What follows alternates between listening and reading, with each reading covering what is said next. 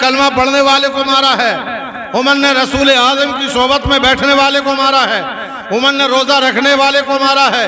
बारगाह रिसालत में तलबी हुई, हजरत फारूक आज़म हाजिर हुए तो क्या प्यारी बात कही, या रसूल अल्लाह, वो कैसा नमाजी है जो आपकी मोहब्बत से, जो वो कैसा नमाजी है जो आपके फैसले से राजी ना हो, वो कैसा रोजेदार है जो आपके फैसले से राजी ना हो, वो कैसा मोमिन है जो आपके फैसले से मुत्तफिक ना हो जाए। कुरान तो कहता है फला व रब्बिका ला युमिनूना हत्ता युहक्किमुका फीमा शजरा बैनहुम, खुदा की कसम वो मुसलमान हरगिज हरगिज नहीं हो सकता जब तक आपके फैसले से राजी ना हो जाए, आपके फैसले से मुत्तफिक ना हो जाए। हजरत फारूक आज़म की जबान पर कुरान बोल रहा है, उनका तेवर बोल रहा है, या रसूल अल्लाह, हमने नमाज पढ़ने वाले को जरूर मारा है मगर कल हमने नमाज पढ़ने वाले को जरूर मारा है मगर मुसलमान को नहीं मारा है, हमने रोजा रखने वाले को जरूर मारा है मगर मुसलमान को नहीं मारा है, हमने कलमा तैयबा पढ़ने वाले को जरूर मारा है मगर मुसलमान को नहीं मारा। अज़ीज़ान मिल्लत इस्लामिया बारगाह रिसालत में तलबी हुई, हजरत फारूक आज़म हाजिर हुए। अज़ीज़ान मिल्लत इस्लामिया कमली वाले आका की बारगाह में अर्ज कर दिया, या रसूल अल्लाह, वो कैसा मुसलमान है जो आपके फैसले से राजी ना हो जाए। हजरत फारूक आज़म रज़ी अल्लाह ताला अन्हु ने अपनी मोहब्बत से, अपने तर्ज अमल से, अपने इश्क से दुनिया वालों को पैगाम दे दिया और ये बता दिया ईमान नाम है रसूल की मोहब्बत का। अरे कुछ तो बोले यार, सुभान अल्लाह। मोहब्बत ऐसी होनी चाहिए, मगर ऐसा तो ऐसा लग रहा है। मैं एक बात कहूं, जिक्र नबी से रूह को गरमाना चाहिए, मगर कहां आई गर्मी। जिक्र नबी से रूह को गरमाना चाहिए, जब उनका नाम आए तो तड़प जाना चाहिए। जिनके घुटनों पर हाथ आ गए वो अपने अपने टावर नीचे कीजिए और हाथों को हटाइए, क्योंकि जब घुटनों पर हाथ करीब आ जाते हैं तो वक्त करीब आ जाता है, मगर मौत का नहीं, नींद का प्यारे। तो मैं अर्ज कर रहा था मोहब्बत रसूल, ये मोहब्बत रसूल जब बात सहाबा की चल रही है तो खुलाफा राशिदीन की मुकम्मल बात कर ली जाओ, उसके बाद इंशाअल्लाह इख्तिताम मुख्तसर में, क्योंकि मेरा वक्त अपने इंतहा को पहुंच रहा है। हजरत उस्मान गनी की बारगाह में चलते हैं। हुजूर की बारगाह में एक साहब आया और आज करके अर्ज किया, या रसूल अल्लाह, हमारी मदद कर दी जाए, कुछ अता कर दिया जाए। कमली वाले आका ने इरशाद फरमाया, जाओ उस्मान गनी के पास चले जाओ। वो अराबी हजरत उस्मान गनी की बारगाह में हाजिर हुआ तो क्या देखा, हजरत उस्मान गनी अपने गुलाम को डांट रहे थे, किसी बड़ी गलती की बुनियाद पर नहीं, इस वजह से कि तुमने दाल में नमक की एक कंकरी ज्यादा कर दी, अगर ये बचा लेते तो काम आती, फजूल खर्ची से बच जाते, इस वजह से डांट रहे थे। इसने कुछ मांगा नहीं, वापस हो गया हुजूर की बारगाह में। हुजूर ने फरमाया, क्यों मांगा नहीं? अरे मोहब्बत से बोलो। इसने जाकर कुछ बोला नहीं हुजूर की बारगाह में। जैसे ही अरबी हुजूर की बारगाह में पहुंचे, नबी ने फरमाया, कुछ मांगा नहीं। अभी समझ में नहीं आई बात? कुछ मांगा नहीं, बगैर बताए नबी ने फरमाया कुछ मांगा नहीं। हुजूर ने फरमाया, जाओ वहीं से मिलेगा। फिर गए तो क्या देखा, फिर दूसरे गुलाम को डांट रहे हैं। अब दूसरी बात पर दूसरे गुलाम को, इस वजह से कि चिराग में तुमने एक बत्ती ज्यादा कर दी, कम रहती तो तेल कम खर्च होता, फजूल खर्ची से बच जाते जी। तो इसने सोचा, यार जहां कंकरी का हिसाब होता हो, बत्ती बत्ती का हिसाब होता हो, वो मुझे दे क्या सकता। फौरन वापस हो गए और जैसे ही हुजूर की बारगाह में पहुंचे, कमली वाले आका ने इरशाद फरमाया, क्या हुआ, क्यों नहीं मांगा? अरे भाई जिंदाबाद जिंदाबाद। कमली वाले आका ने अब मुहर लगाई और इरशाद फरमाया, जाओ अब की बार जब तुम जाओगे तो आप किसी को नहीं डांट रहे होंगे। सुभान अल्लाह। बोलो यार, बोलो सुभान अल्लाह।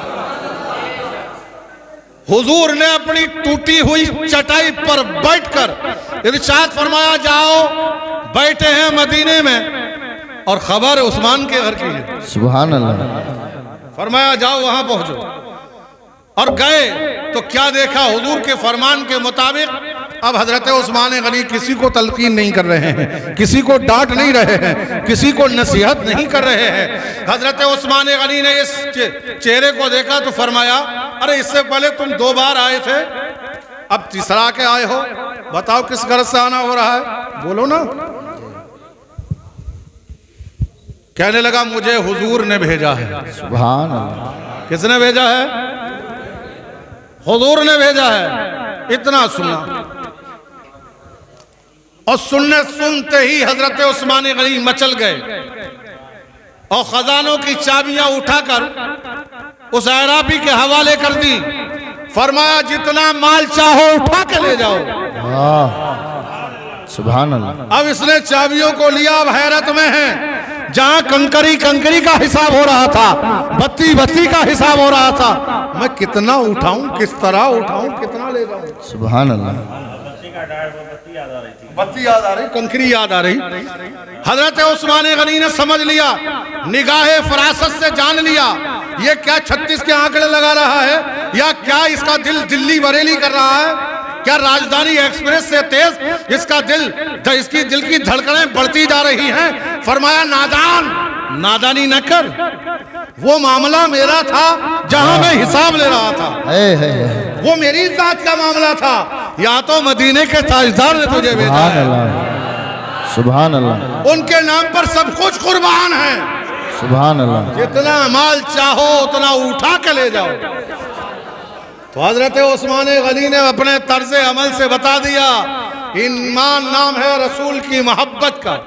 और तेजी से चलो, हजरत उस्मान गनी की बारगाह से निकलते हैं और चलते हैं हजरत मौला अली। मुख्तसर में बस बहुत तेजी से मैंने अपनी बात को समेट दिया है। हाँ, चलने दें तो मोहब्बत से बोलो सुभान अल्लाह। तो हजरत उस्मान गनी, आपकी मोहब्बत जब तक रहेगी तो इंशाल्लाह इजाजत आपकी है। इजाजत पीछे वाले तो बोलो सुभान अल्लाह। तो मैं अर्ज कर रहा था, कोई बात नहीं, आप जाइए हाजिर से। तो मैं अर्ज कर रहा था, तवज्जो इधर देखो, कमान से जब तीर निकल जाता है वापस नहीं आता। गलत तो नहीं है। एक साहब, मौलाना साहब तकरीर कर रहे थे, उन्होंने कहा कि साहब प्याज खाना हराम है। वो नींद में थे तो आधी सुनी और आधी नहीं सुना। सुबह सवेरे अपने घर पहुंचे और सारी प्याज घर से निकाल के बाहर फेंक दी। बेगम बोली, ऐसा क्यों कर रहे हो साहब? बोले, मौलाना साहब ने कहा प्याज खाना हराम है। तो ऐसा ना हो, बात जो कही जाए कम से कम अधूरी ना हो, मुकम्मल सुनना चाहिए। तो मोहब्बत से बोल दीजिए सुभान अल्लाह। तो मैं अर्ज कर रहा था, मकाम सहबा के मौके पर हुजूर रहमतुल लिल आलमीन, जिनकी रहमत के साए में हम जी रहे हैं, जिनका खा रहे हैं, जिनका पी रहे हैं, और राहत अशरफ का अकीदा और उसका विजदान तो यही कहता है, हम जिसका खाते हैं उसी का गाते हैं। और गाना भी चाहिए, हमने नबी का खाया है, तो जिसका खाएं उसका गाएं। तो मैं अर्ज कर रहा था, मकाम सहबा के मौके पर हजरत मौला अली रज़ी अल्लाह ताला और हुजूर रहमतुल लिल आलमीन मौला अली के जानू पर सर रख के आराम फरमा हो गए। सब ने नमाज असर अदा कर ली, मगर अभी हजरत अली ने अदा ना की थी। वादी सेहरा को इस वाक़े को कोई फरामोश नहीं कर सकता। अल्लाह के रसूल हैं कि हजरत अली के जानू पे सर रख के आराम फरमा रहे हैं। अब हजरत अली एक अजीम इम्तिहान में मुब्तला है। सोच रहे हैं कि उधर आसमान का सूरज गुरूब होने वाला है, इधर कायनात का सूरज मेरी गोद में लेटा है। फैसला हजरत अली नहीं कर पा रहे थे, क्या करूं? आखिर इसी सोचो फिक्र में डुबकियां ले रहे थे। हजरत मौला अली आफताब नबुव्वत की दिलकश करन हजरत अली ने फैसला किया, अरे मैं नमाज की कज़ा पढ़ लूंगा, मगर मोहब्बत की कज़ा नहीं हुआ करती। नमाज कज़ा हो गई तो अदा पर कज़ा पढ़नी जाएगी, मगर मोहब्बत की कोई कज़ा नहीं है। अगर मोहब्बत कज़ा हो गई, कोई अदा नहीं। अज़ीज़ान मिल्लत इस्लामिया, हजरत मौला अली मुश्किल कुशा ने फैसला कर लिया, नमाज कज़ा पढ़ लूंगा, कोई बात नहीं, मगर मोहब्बत रसूल में कुर्बान कर दिया असर की नमाज। मगर इसी पर बस नहीं, हजरत मौला अली रज़ी अल्लाह ताला अन्हु व अर्ज़ाहु अन्हु नमाज असर की मोहब्बत में रोना शुरू करते हैं।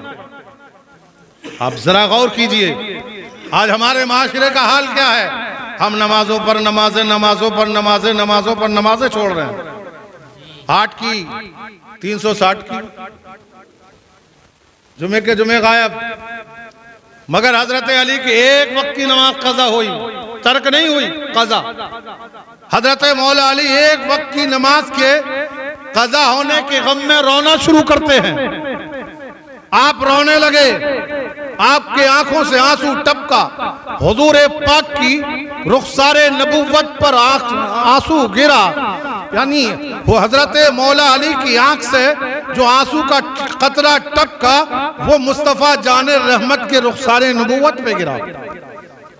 मैंने आलम तसव्वुर में उस आंसू की बारगाह में अर्ज़ किया, आंसू अगर तुझे गिरना ही था तो जमीन पर गिर गया होता, कमली वाले आका के रुखसार पर क्यों? तो उस आंसू ने जवाब दिया, सुन ऐ नबी के गुलामों, ऐ नबी के वफादारों, ऐ नबी के दीवानों, ऐ नबी के मस्तानों, ऐ नबी के चाहने वालों, ऐ नबी से मोहब्बत करने वालों, सुनो सुनो, नबी और आले नबी से मोहब्बत करने वालों सुनो। अगर मैं आला जगह से गिर रहा हूं तो फिर उससे भी ज्यादा आला और अरफा मकाम पर पहुंच रहा हूं। को इसलिए अगर मैं मोहब्बत का आंसू ना होता तो जमीन पर गिर जाता। अरे मैं तो नादान मोहब्बत का आंसू हूं, इसलिए हुजूर के रुखसारे नबुव्वत पर गिर रहा हूं। अज़ीज़ान मिल्लत इस्लामिया, हुजूर रहमतुल लिल आलमीन बेदार हुए और इरशाद फरमाया, अली गमगीन क्यों हो, रोते क्यों हो, किस वजह से आप रो रहे हो, किस वजह से आप गमगीन हो। आज की या रसूल अल्लाह, आज मेरी नमाज कज़ा हो गई। कमली वाले आका ने इरशाद फरमाया, अली गमगीन होने की जरूरत नहीं, रोने की कोई जरूरत नहीं। इरशाद फरमाया, तुमने मेरी मोहब्बत में नमाज को कज़ा किया है, कोई बात नहीं। मेरी मोहब्बत नमाज को कज़ा नहीं पढ़वाया करती, बल्कि आधा पढ़वाया करती है, चाहे सूरज को वापस पलटाना पड़े। हुजूर रहमतुल लिल आलमीन ने सूरज की तरफ उंगली का इशारा फरमाया। डूबा हुआ सूरज वक्त असर पर आन करके ठहर गया।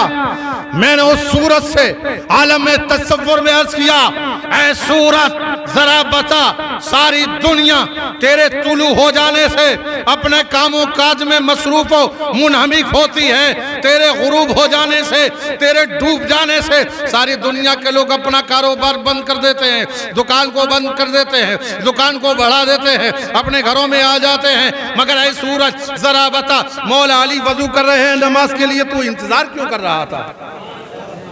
पीछे वाले भी बोलो सुभान अल्लाह। मैंने कहा है सूरज,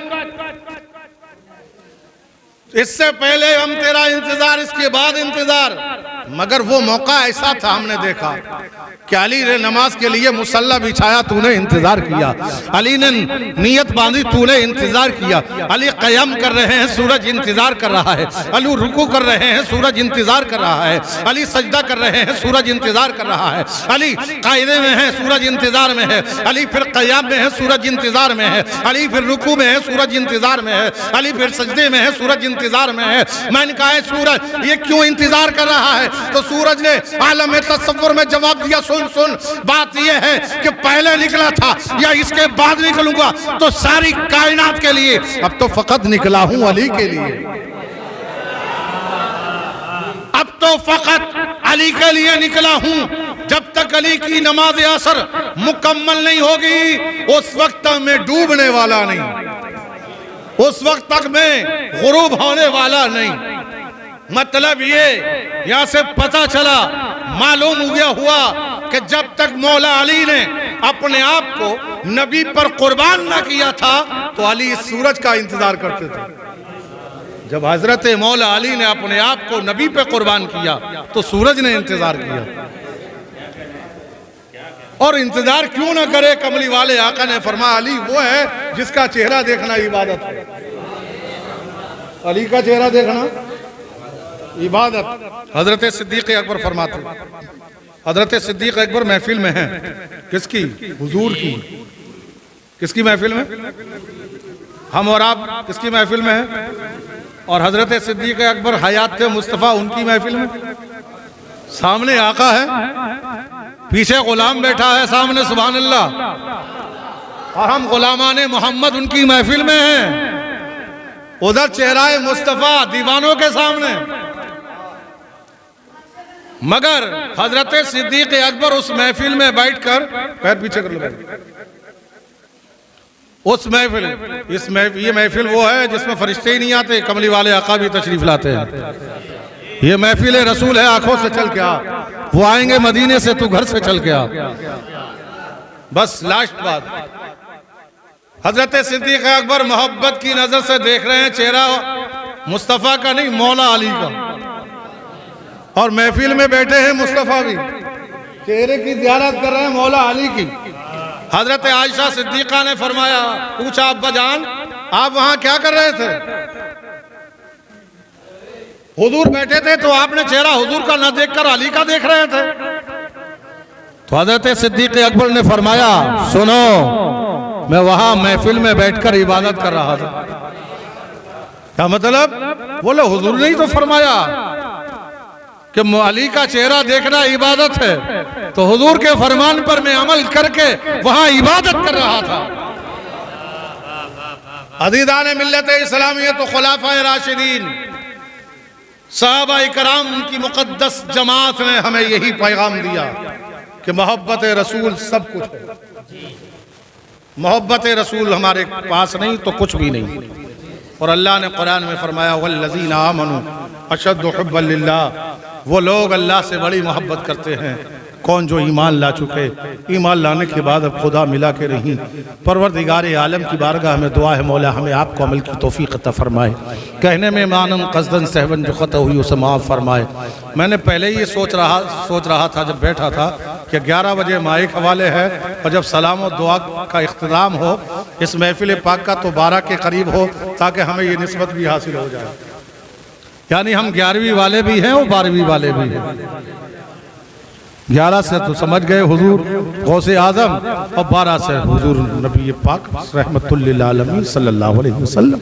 अल्लाह ताला हम सबों को ये माह मुबारक बार बार नसीब।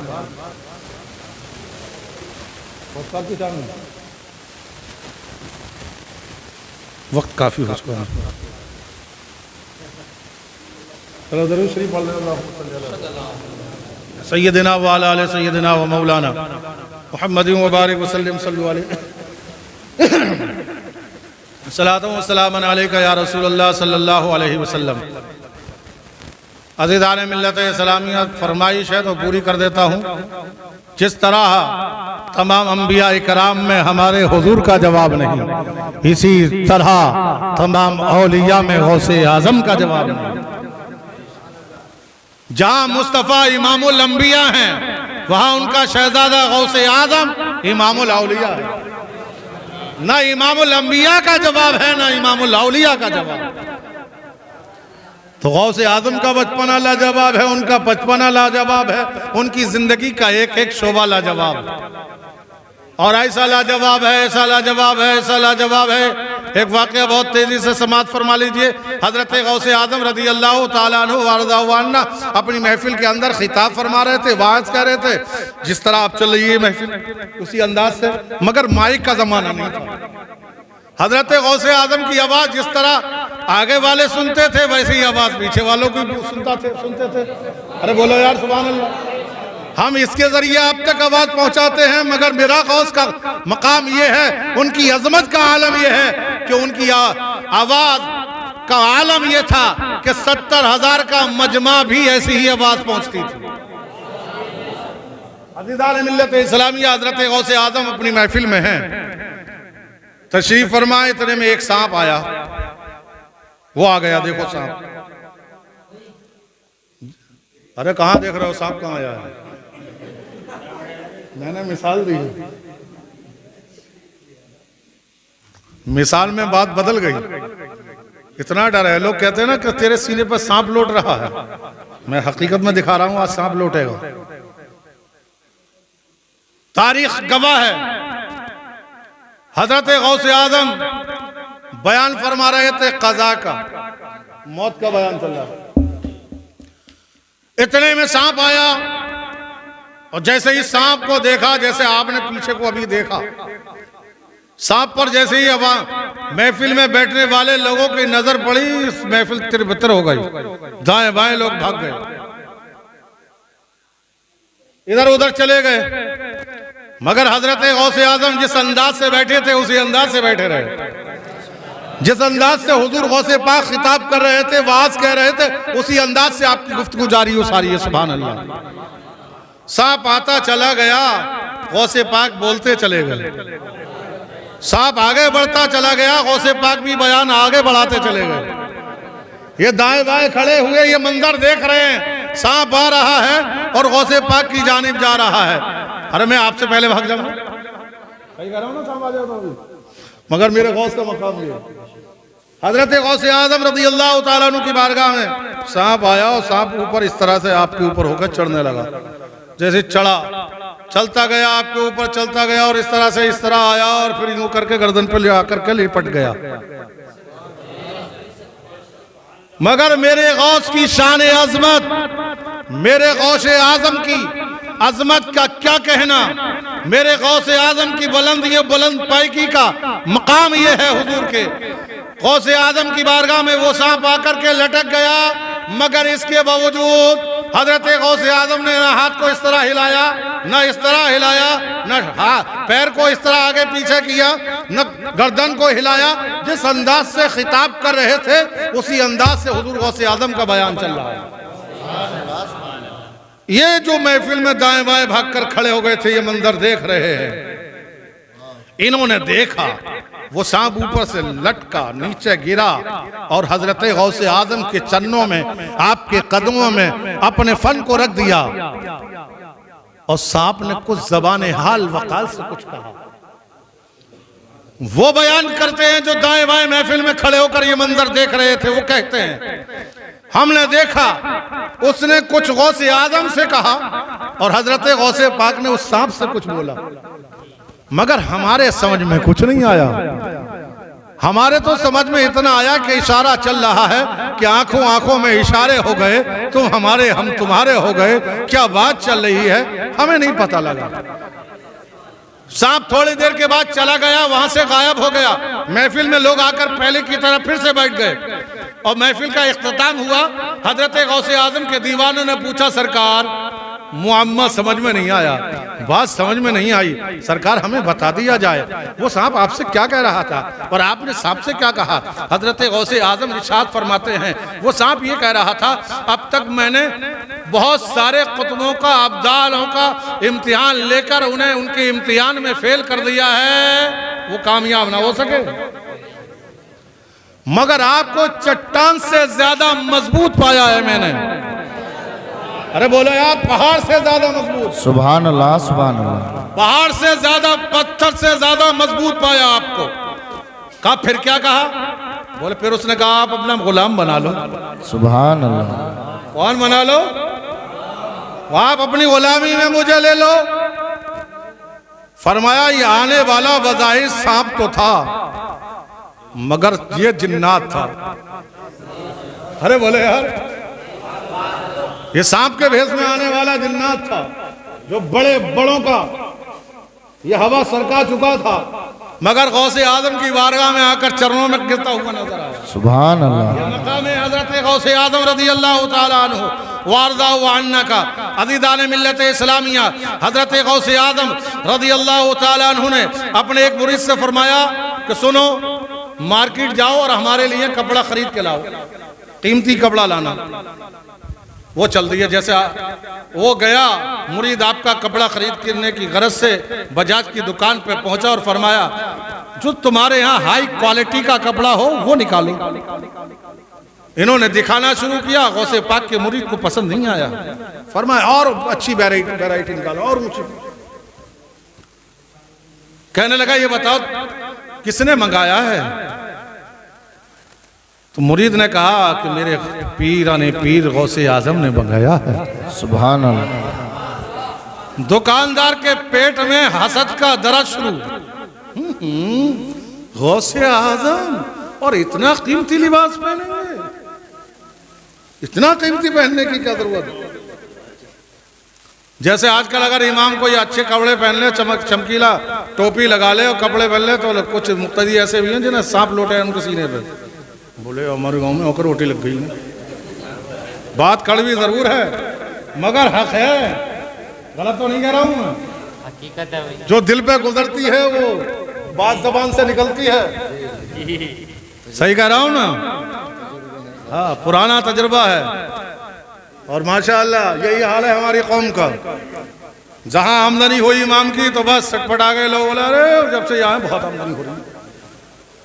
बिल्कुल सही कह रहे हूँ। हमारा तुम्हारा गुजर रोजाना 1000 रुपए कमाते हैं, सुबह निकलते हैं 8 बजे जाकर 9 बजे काम पे लगते हैं, 5 बजे घड़ी देख के आ जाते हैं। 500 रुपए की मजदूरी चल रही है ना, 15,000 हो गए। इमाम 24 घंटे ड्यूटी दे रहा है, 300 रुपए भी नहीं पड़ते। सही कह रहा हूँ गलत कह रहा हूँ? बात जिम्मन आ गई तो कह देता हूँ। अज़ीज़ाने मिल्लत इस्लामिया सच्चाई है।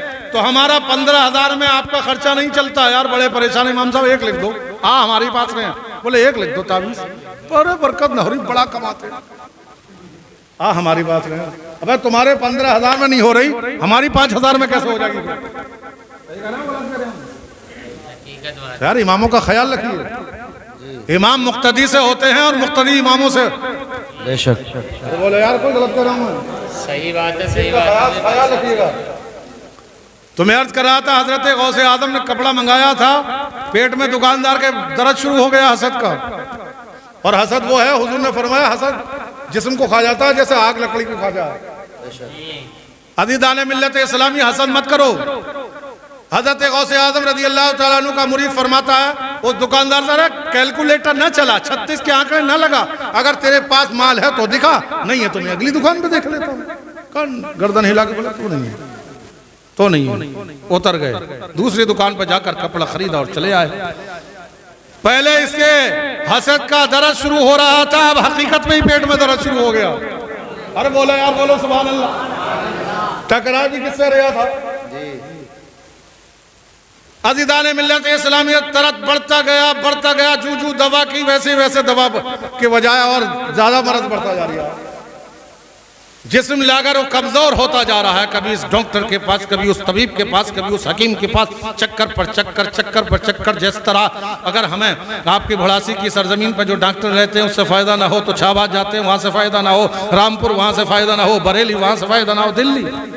वैसे इसने भी चक्कर लगाया दिल्ली बम्बई। अब वो वहां दिल्ली बम्बई नहीं थी तो मैं मिसाल दे दी। अज़ीज़ाने मिल्लत इस्लामिया ये जगह जगह जा रहा था, मगर किसी तबीब की दवा इसके लिए कारगर साबित ना हो सकी, किसी दवा ने इसे फायदा नहीं पहुंचाया। मगर एक तजर्बेकार, जैसे तरह हमारे मौलाना नवाब साहब क़िबला बहुत तजर्बेकार हैं, इसी तरह पुराने दिग्गज हकीम साहब के पास पहुंच गए। उन्होंने दुखती हुई नब्ज पर हाथ रखा और रग को दुखती हुई पकड़ा और फरमाया तुम जिस्मानी बीमार नहीं हो, तुम रूहानी बीमार हो। तुम्हारे लिए जिस्मानी बीमारी नहीं है। यहां से पता चला कि जिस तरह जिस्म बीमार होता है उसी तरह रूह भी बीमार होती है। बेशक बेशक। रूह जिस्म बीमार हो उसे दवा की जरूरत, रूह बीमार हो उसे मुस्तफा जाने रहमत के शरीयत पर चलने की जरूरत। बेशक। इबादत और रियाजत करके हम अपनी रूह को तस्कीन दिला सकते हैं। तो मैं अर्ज कर रहा था, इसके पेट में दर्द शुरू हुआ, दुखती हुई रग पर हाथ रखा हकीम ने और फरमाया तू जिस्मानी बीमार नहीं है बल्कि रूहानी बीमार है। बेशक और फरमाया इस शख्स ने किसी अल्लाह वाले की शान में गुस्ताखी की। कितना तजुर्बा रहा होगा उसको, का अल्लाह वाले की शान में गुस्ताखी की। इसे फौरन याद आया, हाँ ऐसा ऐसा सोचा था मैंने। अपने घर वालों से कहा जल्दी करो और मुझे हुजूर गौसे आजम की बारगाह में ले चलो। अज़ीज़ान मिल्लत इस्लामिया, अब ये खुद से चल भी नहीं पा रहा था। इसके घर वाले इसे उठा के कांधे पे लेके हुजूर गौसे आजम की बारगाह में हाजिर हुए। जैसे ही हजरत गौसे आजम रज़ी अल्लाह ताला अन्हु की बारगाह में हाजिर हुए, मेरे गौसे आजम ने इस शख्स को देखा, देखकर फरमाया क्या हुआ, पेट का दर्द अभी तक बंद ना हुआ। अल्लाह अल्लाह है बोले अभी तक बंद नहीं हुआ, लगा ले हिसाब। अरे मेरे गौसे आजम तो वो भी देख रहे क्या हिसाब लगा रही है दुकान में। सुभान अल्लाह। बैठे अपनी खानकाह में है, हिसाब तेरी दुकान का भी है। बैठे अपनी खानकाह में, जब दुकान का हिसाब गौसे आजम रखते हैं तो हम दीवानों का भी गौसे आजम के पास। सुभान अल्लाह। हम दीवानों को भी गौसे आजम देख रहे हैं। अज़ीज़ान मिल्लत इस्लामिया आया, कहा हुजूर गलती हो गई, माफ कर दिया जाए। तो रावी रिवायत करता है, कहता है, बयान करने वाले बयान करते हैं, हजरत गौसे पाक रज़ी अल्लाह ताला अन्हु ने इरशाद फरमाया, सुन, मैं जो पहनता हूं, मैं जो खाता हूं, अपनी मर्जी से नहीं खाता। कि आज हमारी च्वाइस ये है, आज हमारी तमन्ना ये है, आज हमारी ख्वाहिश ये है कि मुर्गा मिल जाता, आज हमारी ख्वाहिश ये है कि उससे मिल जाता, आज उससे मिल जाता। बोले मैं अपने नफ्स को खुश करने नहीं खाता। मेरा रब जब मुझसे फरमाता है गौस अब्दुल कादिर खा, तो मैं खा लेता। सुभान अल्लाह। अरे बोले यार सुभान अल्लाह। हम और आप खाते हैं अपनी तबीयत से, अपनी जबान की चाशनी के लिए, मगर गौसे आजम खाते थे तो रब की मर्जी से, बस खत्म।